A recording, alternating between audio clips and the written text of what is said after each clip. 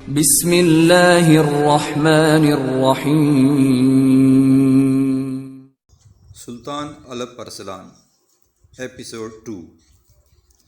اسلام قبول کرنے کے بعد سلجوقی ترکوں نے جس علاقے میں اقامت اختیار کی وہ ترکوں کے بادشاہ بیگو کے اثر میں تھا، اور بیگو کی سلطنت کو ترکستان کہہ کر پکارا جاتا تھا۔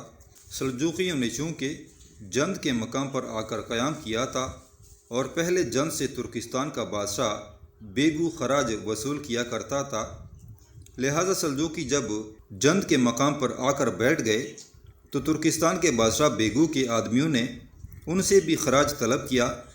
اس وقت تک سلجوقی اسلام قبول کر چکے تھے۔ جب بیگو کے آدمی خراج وصول کرنے کے لیے سلجوقیوں کے سردار سلجوق کے پاس آئے تو اس نے خراج دینے سے صاف انکار کر دیا اور کہا کہ جب تک ہماری جان میں جان ہے کفار مسلمانوں سے خراج نہیں لے سکتے۔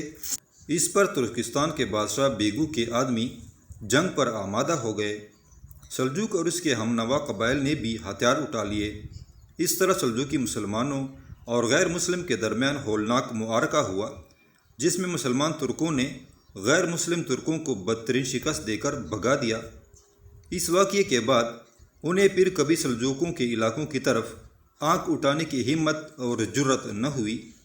ان واقعات کے بعد سلجوقوں کے سردار سلجوق نے بخارا سے 30 میل کے فاصلہ پر ایک قصبے کو اپنا صدر مقام بنا لیا اور شب روز اپنے قبائل کو وہ منظم اور طاقتور بنانے میں مشغول ہو گیا۔ اس زمانے میں ماوراء النہر سیاسی خلفشار میں مبتلا تھا اور اس پر ایک شخص امیر نوح بن منصور سامانی کی زوال پذیر حکومت تھی۔ پھر خدا کا کرنا ایسا ہوا کہ ہجری 382 میں کاشغر کے بادشاہ بغرا خان نے ماوراء النہر پر چڑھائی کر دی۔ امیر نوح بن منصور ان علاقوں کا حکمران تھا، اس میں اس کا مقابلہ کرنے کی ہمت نہ تھی، لہٰذا اس نے سلجوق کو پیغام بھیجا کہ ہم سب ایک ہی کشتی کے سوار ہیں، مسلمان ہیں، اور اگر بغرا خان نے ماوراء النہر پر قبضہ کر لیا تو یہ سرزمین ہمارے لیے تنگ ہو جائے گی، اس لیے فوراً میری مدد کے لیے پہنچو تاکہ مل کر حملہ آوروں کا مقابلہ کر سکیں۔ سلجوق بھی معاملہ کی نزاکت کو سمجھ گیا۔ اس نے اپنے بیٹے اسرائیل کو ایک زبردست لشکر دے کر امیر نوح کی مدد کے لیے بھیج دیا۔ بخارا کے قریب دونوں لشکروں کے درمیان ہولناک جنگ ہوئی۔ گمسان کا رن پڑا جس میں بغرا خان کو شکست ہوئی اور وہ اپنے علاقوں کی طرف بھاگ گیا۔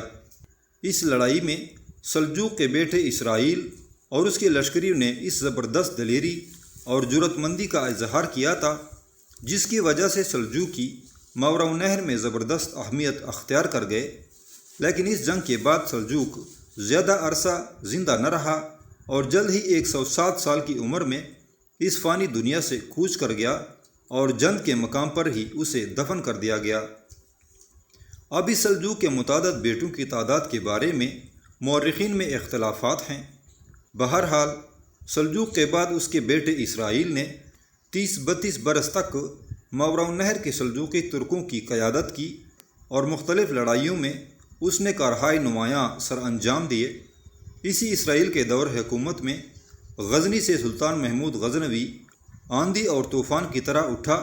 وہ سلجوقیوں کے علاقوں پر بھی حملہ آور ہوا اور سلجوقیوں کے سربراہ اسرائیل کو ایک جنگ میں گرفتار کر کے ہندوستان کے شہر کالنجر میں قید کر دیا تھا۔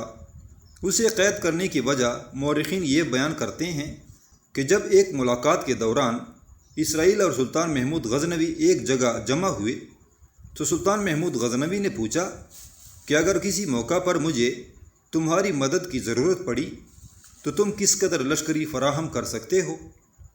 کہتے ہیں اسرائیل نے اپنے ترکش سے ایک تیر نکال کر سلطان محمود غزنوی کے آگے رکھ دیا اور کہا کہ جب کسی لشکر کی ضرورت ہو تو آپ اس تیر کو میرے پاس بھیج دیجیے گا، میں 1,00,000 جنگجو آپ کے پاس بھیج دوں گا۔ اس پر سلطان محمود غزنوی نے کہا اتنے لشکر سے کام نہ چلے۔ تب اسرائیل نے ایک اور تیر اس کے ہاتھ میں دے دیا اور کہا اسے میری طرف بھیج دیجیے گا، میں اس سے بھی زیادہ تعداد میں لشکری بھیج دوں گا۔ اس پر محمود غزنوی نے کہا اگر یہ بھی ناکافی ہو تب اسرائیل نے پھر اپنی کمان سلطان محمود کے سامنے رکھ دی اور کہا، اس کمان کو میرے پاس بھیج دیجیے گا اور میں اسی وقت آپ کی مدد کے لیے 2 لاکھ جنگجو پیش کر دوں گا۔ کہتے ہیں سلطان محمود مصلحت ملکی کے پیش نظر اس طاقتور آدمی کو کھلا چھوڑ نہیں سکتا تھا، چنانچہ اس نے اسرائیل کو قلعہ کالنجر کے اندر بند کر دیا، جہاں اس نے 7 سال بعد ہجری 423 میں وفات پائی۔ اس کے بعد اس کا بیٹا قتلمش غزنوی سے کسی نہ کسی طرح بچتا بچاتا اپنے عزیزوں کے پاس بخارا گیا۔ یہی قتلمش بعد میں رومنوں کے علاقے اناطولیہ کی طرف بڑھا اور وہاں ان کو شکست دے کر قابض ہو گیا۔ جب تک سلطان محمود غزنوی زندہ رہا، سلجوقی چپ چاپ خاموشی سے زندگی بسر کرتے رہے، لیکن جب سلطان محمود غزنوی اس دنیا سے کوچ کر گیا، تب سلجوقی ایک بار پھر طاقت اور زور پکڑنے لگے۔ دراصل سلجوق کے 5 بیٹے تھے، اسرائیل، یونس، میال، موسیٰ اور میکائیل۔ اسرائیل کی گرفتاری کے بعد اس کا بیٹا قتلمش تو ایشائی کوچک میں جا کر آباد ہوا، وہاں لڑتے لڑتے اس نے اپنی حکومت قائم کر لی تھی۔ دوسرا بیٹا یونس گمنام ہی رہا اور اس کی اولاد بھی کوئی نہ تھی۔ تیسرے بیٹے میال کا ایک بیٹا تھا جس کا نام ابراہیم تھا۔ چوتھے بیٹے موسیٰ کا بھی ایک بیٹا تھا، اس کا نام ہاشم تھا، وہ بھی تاریخ میں گمنام ہی چلا گیا۔ 5ویں بیٹے کا نام میکائیل تھا۔ میکائیل اپنے باپ سلجوق کی زندگی میں کسی جنگ میں مارا گیا تھا اور اس کے آگے 2 بیٹے تھے، ایک کا نام تغرل بیگ اور دوسرے کا نام چغری بیگ داؤد تھا۔ یہ دونوں بڑے نامور اور تیغ زنی میں مہارت رکھنے والے تھے۔ سلجوق کی وفات کے بعد بنیادی طور پر سلجوقی 2 گروہوں میں بٹ گئے تھے۔ ایک گروہ نے اسرائیل کو اپنا سردار تسلیم کر لیا اور دوسرے گروہ نے تغرل بیگ اور اس کے بھائی چغری بیگ داؤد کی سربراہی میں کام کرنا پسند کیا، اور آئندہ 30-35 برس ان دونوں گروہوں نے جن شہر کے نواح میں خاموشی سے گزار دیے۔ ان کی خاموشی کی وجہ سلطان محمود غزنوی تھا۔ وہ جب تک زندہ رہا اس کی بے پناہ لشکری قوت اور طاقت کے سامنے کسی بھی قوت نے سر اٹھانے کی جرت نہ کی، نہ کسی کو ہمت ہوئی کہ اس کا مقابلہ کرے۔ یہاں تک کہ سلطان محمود غزنوی نے جب اسرائیل کو گرفتار کر کے قید کر دیا، تب بھی سلجوقی کڑوے گھونٹ پی کر خاموش رہے تھے اور سلطان محمود کے سامنے سر اٹھانے کی جرت نہ کی۔ جب سلطان محمود غزنوی وفات پا گیا تو سلجوقی نے اس کے جانشین سلطان مسعود کے خلاف اپنی سازشوں کا آغاز کر دیا۔ سلطان مسعود اپنے عظیم باپ کی خوبیوں سے عاری تھا، اس لیے وہ اپنی وسیع و عریض سلطنت کو سنبھال نہ سکا۔ کئی سال تک غزنویوں اور سلجوقیوں کے درمیان لڑائیاں ہوتی رہیں، کبھی غزنوی شکست کھاتے تو کبھی سلجوقی۔ بالآخر ہجری 431 میں تغرل بیگ اور چغری بیگ داؤد نے سرخس اور مرو کے درمیان ایک انتہائی خونریز اور ہولناک جنگ میں مسعود غزنوی کو فیصلہ کن شکست دی، جس کے نتیجے میں غزنوی سلطنت اپنے مشرقی علاقوں یعنی غزنی کے ارد گرد اور پنجاب میں سمٹ کر رہ گئی اور سلجوقی خراسان کی قسمت کے مالک بن بیٹھے۔ خراسان کو غزنویوں سے حاصل کرنے کے بعد سلجوقیوں کی طاقت، قوت اور حکومت کا آغاز ہو گیا اور سلجوقیوں کے تمام گروہوں نے میکائیل کے بیٹے تغرل بیگ کو اپنا سربراہ اور حکمران تسلیم کر لیا۔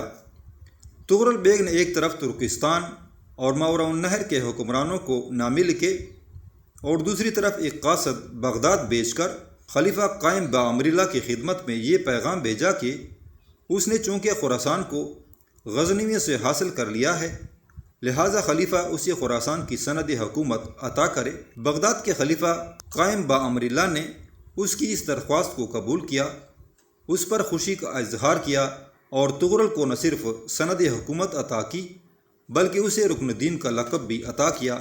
تغرل بیگ اور چغری بیگ دونوں بھائیوں میں حد درجے کا اتفاق، تعاون اور اتحاد تھا۔ دونوں بھائی ایک دوسرے کے دست راست اور مددگار تھے۔ چھوٹا بھائی چغری بیگ زندگی بھر بڑے بھائی تغرل بیگ کا مطیع اور فرمان بردار بن کر رہا اور تغرل نے اس کو خراسان کے بالائی علاقے کا حکمران بنا دیا تھا۔ ساتھ ہی تغرل بیگ نے مشرق اور شمال کے علاقے اس کی جنگی سرگرمیوں کے لیے محفوظ کر دیے تھے۔ چغری بیگ نے مرو شہر کو اپنا مرکزی حکومت بنایا اور 2-3 سال کے اندر اندر اس نے بلخ کے علاوہ خوارزم کو بھی فتح کر کے اپنی حکومت میں شامل کر لیا۔ تغرل بیگ کی طرف سے چغری بیگ کو اپنے داخلی اور خارجی امور میں مکمل طور پر آزادی حاصل تھی، تاہم تغرل بیگ کو اپنا سربراہ اعلیٰ تسلیم کرتا تھا۔ یہی چغری بیگ سلطان الپ ارسلان کا باپ تھا۔ تغرل بیگ نے سلجوقوں کی سلطنت کے سربراہ کی حیثیت سے نیشاپور کو اپنا مرکزی شہر بنایا، جس طرح اس کے چھوٹے بھائی چغری بیگ نے اپنے علاقوں کو وسعت دینا شروع کی تھی، اس طرح تغرل بیگ نے بھی مختلف علاقوں پر حملہ آور ہو کر اپنی سلطنت کو وسیع کرنا شروع کیا، اور بہت جلد اس نے دہستان، جرجان، تبرستان، جبال اور کئی دوسرے علاقوں پر قبضہ کر کے وہاں اپنی حکومت قائم کی اور اپنا خطبہ جاری کیا۔ ان علاقوں کو فتح کرنے کے بعد سلطان تغرل بیگ نے اپنے چچا زاد بھائی ابراہیم کو حاکم مقرر کیا، جو اس کے چچا اور سلجوق کے بیٹے میال کا فرزند تھا۔ وہ بھی فارغ نہ بیٹھا، بلکہ ان علاقوں کا حاکم بننے کے بعد اس نے رے اور ہمدان کے علاقے فتح کر کے سلجوقی سلطنت میں شامل کر دیے۔ سلجوقوں سے پہلے ان علاقوں میں ایک اور خاندان حکمران تھا جسے دیلمی کہہ کر پکارتے تھے، اور یہ گزشتہ 1 صدی سے ایران، عراق، کرمان اور اصفہان پر حکومت کرتے آ رہے تھے۔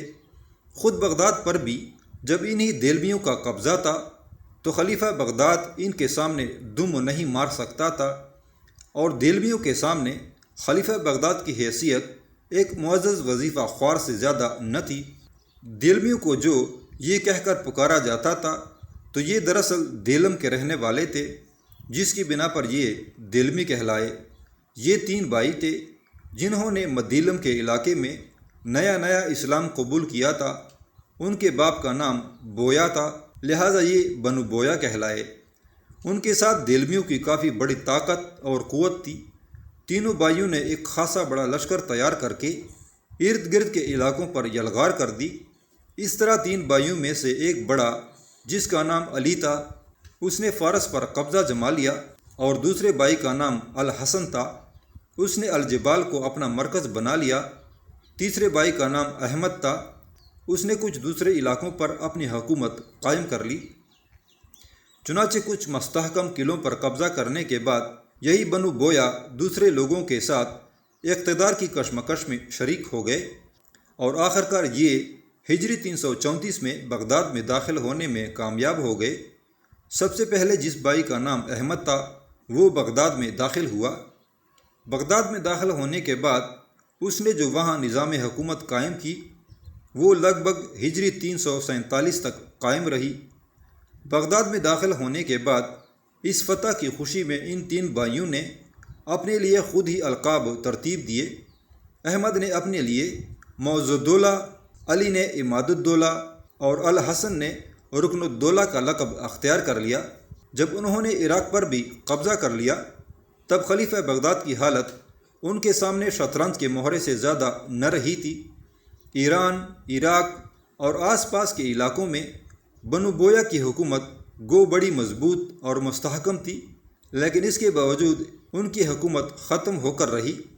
مورخین ان کی حکومت کے خاتمے کی 2 وجوہات بیان کرتے ہیں، ایک مالی اور دوسری بیرونی حملہ آور۔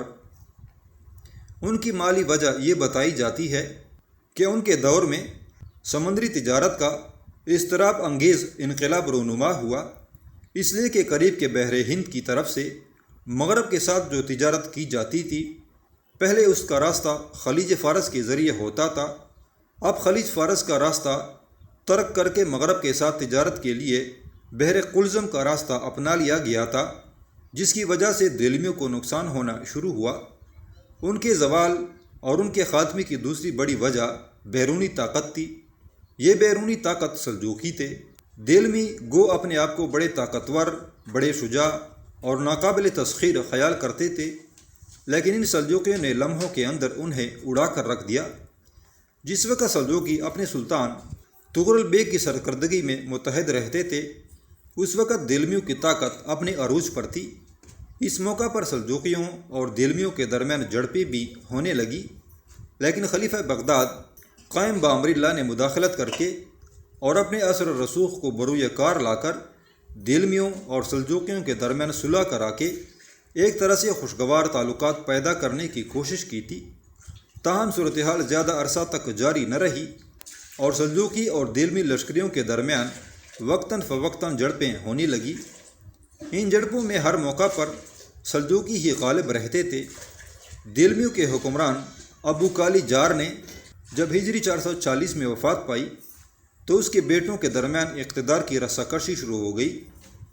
تغرل نے دیلمیوں کی خانہ جنگی سے خاطر خواہ فائدہ اٹھایا، اصفہان اور قندز پر قبضہ کر کے فارس اور عراق پر چھاپے مارنے شروع کر دیے۔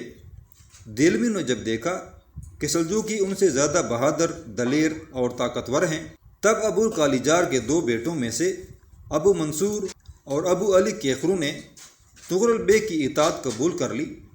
البتہ تیسرے بیٹے ابو نصر خسرو فیروز نے، جسے الملک الرحیم کے لقب سے یاد کیا جاتا تھا، دیلمی سلطنت کا سربراہ اور بادشاہ بننے کا اعلان کر دیا اور فارس، خوزستان اور عراق کے کچھ علاقوں پر اس نے اپنا اقتدار مستحکم کرنے کی کوشش کی۔ جن دنوں یہی الملک الرحیم اپنی سلطنت مضبوط اور مستحکم کرنے میں مصروف تھا، انہی دنوں سلجوقی سلطان تغرل بیگ آذربائیجان، شیراز، موصل اور دیار بکر وغیرہ کے علاقوں میں نظم و ضبط درست کر رہا تھا، اس لیے کہ ان پر وہ قبضہ کر چکا تھا۔ اس کے علاوہ وہ رومنوں کے علاقے آرمینیا پر بھی حملہ آور ہوا اور ان کے علاقوں کو بھی اس نے تاخت و تاراج کر کے رکھ دیا تھا۔ اس طرح اس کی غیر حاضری سے الملک الرحیم نے فائدہ اٹھا کر اپنی طاقت میں اضافہ کر لیا تھا۔ اپنی مہمات سے فارغ ہونے کے بعد تغرل بیگ اپنے لشکر کے ساتھ بغداد کی طرف متوجہ ہوا۔ اپنے لشکر کے ساتھ تغرل بیگ نے بغداد کے دروازے الشماسیہ کے باہر قیام کیا۔ اس دوران دیلمیوں کی بدقسمتی کے انہوں نے سلجوقیوں کے کچھ لشکریوں کو موت کے گھاٹ اتار دیا۔ اس پر یہ افواہ پھیلی کہ ان سلجوقیوں کو الملک الرحیم کے اشارے پر موت کے گھاٹ اتار دیا گیا ہے۔ اس صورتحال سے تغرل بیگ برہم اور غضبناک ہوا اور دیلمیوں پر حملہ کر دیا اور دیلمیوں کا اس نے خاتمہ کر دیا۔ دیلمیوں کے بادشاہ الملک الرحیم اور اس کے بڑے بڑے سالاروں اور امراء کو گرفتار کر کے اس نے ان کو نظر بند کر دیا۔ خلیفہ بغداد کی سفارش پر تغرل بیگ نے دیلمی امراء اور سالاروں کو تو چھوڑ دیا، لیکن الملک الرحیم کو نہ چھوڑا۔ اس طرح بنو بویا یا دیلمیوں کا آفتاب اقتدار سلجوقیوں کے ہاتھوں ہمیشہ کے لیے غروب ہو گیا۔ یوں تغرل نے ان کے تمام مقبوضہ جات کو، جن میں بغداد بھی شامل تھا، اپنی سلطنت میں شامل کر لیا۔ دیلمیوں کو شکست دینے کے بعد تغرل بیگ نے بغداد میں لگ بھگ 13 ماہ قیام کیا اور اس دوران اس نے اپنی بھتیجی چغری بیگ کی بیٹی اور سلطان الپ ارسلان کی بہن خدیجہ ارسلان کا نکاح خلیفہ بغداد قائم بامر اللہ سے کرا دیا۔ اس طرح سلطان کا تغرل بیگ کے ساتھ ایک رشتہ قائم ہو گیا۔ دیلمیوں کو شکست دینے کے بعد دیلمیوں کا ایک سالار، نام جس کا بساسری تھا، وہ دیلمیوں کا ایک بہت بڑا لشکر لے کر شام کی طرف چلا گیا اور مصر کے فاطمی خلیفہ المستنصر باللہ کی اطاعت قبول کر کے سلجوقوں کے خلاف اس سے مدد کا طالب ہوا۔ یہ بساسری ایک شر پسند انسان تھا۔ اس کا اصل نام ارسلان اور کنیت ابو الحرت تھی۔ وہ خود شہر بسا کا رہنے والا تھا اور وہاں کے کسی سوداگر کا غلام تھا، اس لیے یہ بساسری مشہور ہوا۔ اسے دیلمیوں کے ایک بادشاہ نے خرید کر اپنے خاص غلاموں میں شامل کر لیا تھا اور اس کی تعلیم و تربیت نہایت اعلیٰ پیمانے پر کی تھی۔ اس نے ایک اچھے سالار اور بلند پایہ مدبر کی سی شہرت حاصل کر لی تھی۔ ابو کالی جار اس کے بیٹے الملک الرحیم کے زمانے میں اس نے بڑا عروج حاصل کیا، یہاں تک کہ عراق اور خوزستان کے ممبروں پر خطبہ میں اس کا نام بھی لیا جاتا تھا اور بغداد کا خلیفہ اسے دیلمیوں کا سردار اعلیٰ بنانے پر مجبور ہو گیا۔ بہرحال مصر کے فاطمی خلیفہ کے ساتھ مل کر بصاصری نے اپنی طاقت اور قوت میں خوب اضافہ، اور ساتھ ہی اس نے آس پاس کے چھوٹے چھوٹے حکمرانوں کو بھی اپنے ساتھ ملا لیا تھا تاکہ سلجوقی اس کے خلاف حرکت میں آئیں تو وہ اپنا دفاع کر سکے۔ اس کے بعد بصاصری نے مزید پر پھیلانے کی کوشش کی۔ اپنے خاصے بڑے لشکر کے ساتھ وہ آگے بڑھا اور اس نے موصل، دیار بکر اور سنجار کا رخ کیا۔ یہاں تغرل بیگ کا چچا زاد قتلمش تھا۔ سنجار کے مقام پر قتلمش اور بصاصری کے درمیان ہولناک جنگ ہوئی، جس میں بصاصری نے قلتمش کو شکست دے دی اور اس کے سارے علاقوں پر قبضہ کر لیا، اور پھر دوسرا کام اس نے یہ کیا کہ ان علاقوں میں خلیفہ بغداد کے بجائے اس نے مصر کے فاطمی خلیفہ کا خطبہ جاری کر دیا۔ تغرل بیگ کو جب یہ اطلاع ملی تو وہ ہجری 448 کو بغداد سے موصل کی طرف روانہ ہوا۔ بصاصری جانتا تھا کہ اگر اس نے تغرل بیگ سے ٹکرانے کی کوشش کی تو وہ اس کا حشر کیا کرے گا، لہذا تغرل بیگ کے موصل پہنچنے سے پہلے ہی بصاصری موصل سے بھاگ کر الرحا شہر کی طرف چلا گیا، اور اس نے اپنے آس پاس کے جن والیوں کو اپنے ساتھ ملا لیا تھا وہ تغرل کی خدمت میں حاضر ہوئے اور اس کی اطاعت قبول کر لی۔ ان حالات میں سلطان تغرل بیگ نے موصل، سنجار، دیار بکر اور جزیرہ ابن عمر کو فتح کر کے سارے علاقوں کو اپنے چچا زاد بھائی ابراہیم نیال کے سپرد کر دیا اور خود دوبارہ بغداد کی طرف چلا گیا۔ بصاصری کو مار بھگانے پر خلیفہ بغداد بے حد خوش ہوا اور اس نے تغرل بیگ کو الملک المشرق والمغرب کا خطاب دیا۔ جواب میں تغرل بیگ نے 50,000 کی گراں رقم اور قیمتی تحائف خلیفہ بغداد کی نظر کیے۔ حالات کی بدقسمتی کے انہی دنوں تغرل بیگ کو دو بڑے اور عظیم حادثات سے دوچار ہونا پڑا۔ پہلا حادثہ کچھ اس طرح ہوا کہ تغرل بیگ کا چھوٹا بھائی چغری بیگ انتقال کر گیا۔ وہ حقیقی معنوں میں تغرل بیگ کا دست و بازو تھا۔ تغرل بیگ کو اپنے چھوٹے بھائی کی وفات کا بے پناہ دکھ ہوا۔ تغرل بیگ کے چھوٹے بھائی چغری بیگ کے 3 بیٹے تھے، الپ ارسلان، قادر بیگ اور سلیمان، اور ان میں سے تغرل بیگ الپ ارسلان کو سب سے زیادہ پسند کرتا تھا۔ تغرل کے لیے ان ہی دنوں جو دوسرا بڑا حادثہ رونما ہوا وہ یہ کہ تغرل بیگ کے چچا زاد بھائی ابراہیم نیال نے ایک بہت بڑا لشکر جمع کر کے تغرل بیگ کے خلاف علم بغاوت کھڑا کر دیا تھا۔ حالانکہ تغرل نے اس پر بڑی مہربانیاں کی تھی، لیکن ان سب کو پس پشت ڈالتے ہوئے اس نے بغاوت کھڑی کر دی۔ اس موقع پر تغرل کے پاس چھوٹا سا ایک لشکر تھا جس کی ابراہیم کے اتنے بڑے لشکر کے سامنے کوئی حیثیت نہ تھی۔ تغرل کے لیے وہ بڑا نازک موقع تھا، اس لیے کہ ابراہیم مار دھاڑ کرتا ہوا پیش قدمی کر رہا تھا، لیکن قدرت تغرل بیگ پر مہربان تھی۔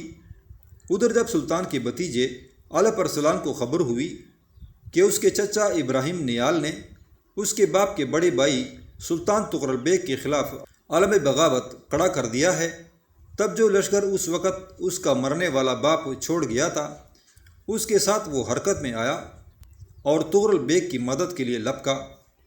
رے شہر کے نواح میں ابراہیم اور تغرل کے درمیان گمسان کا رن پڑا۔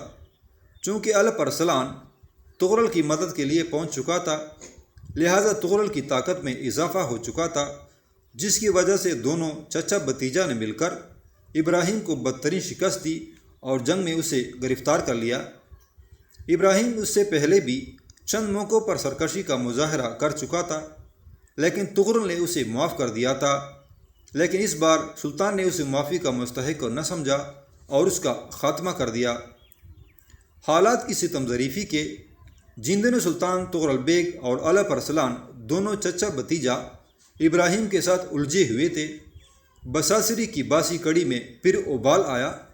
اس نے جب دیکھا کہ تغرل بیگ اور الپ ارسلان چچا بھتیجا اپنے خانگی معاملات میں الجھ گئے ہیں اور اس کی طرف کوئی دھیان نہیں دیں گے، لہٰذا میدان کو اپنے لیے خالی پا کر وہ ایک بہت بڑا لشکر لے کر حرکت میں آیا اور بغداد پر اس نے حملہ کر دیا۔ خلیفہ بغداد کے پاس اس موقع پر کوئی ایسا لشکر نہ تھا جس سے وہ مقابلہ کرتا، لہٰذا بصاصری نہایت آسانی سے بغداد پر قابض ہو گیا۔ بغداد میں داخل ہونے کے بعد بصاصری نے باقاعدہ اپنی حکومت قائم کر لی اور بغداد کے علاوہ واسط پر بھی اس نے خلیفہ بغداد کے علاوہ فاطمی خلیفہ کا خطبہ جاری کر دیا۔ ساتھ ہی بصاصری اور اس کے لشکریوں نے خلیفہ بغداد کے قصر کو جی بھر کے لوٹا اور خلیفہ بغداد کو گرفتار کر کے ایک دوسرے شہر حدیثہ کی طرف روانہ کر دیا، جہاں خلیفہ بغداد نظر بندی کی تکلیفیں برداشت کرتا رہا۔ مورخین لکھتے ہیں کہ اپنی اس بدترین اسیری میں خلیفہ بغداد نے ایک دعا لکھ کر مکہ معظمہ روانہ کی، جو کعبۃ اللہ پر آویزاں کر دی گئی۔ اس دعا کے الفاظ کچھ اس طرح تھے: بدرگاہ احکم الحاکمین از بندے مسکین، الہی تو عالم اسرار ہے، سب کے دلوں کے حال جانتا ہے، کہ اپنے علم میں غنی ہے اور اپنے بندوں کا حال بخوبی جانتا ہے۔ الہی تیرے بندے نے تیری نعمت کا کفران کیا اور اس کا شکر ادا نہیں کیا، عواقب سے غافل ہو گیا، موت کو یاد نہ کیا اور تیرے حکم کو کھیل سمجھا۔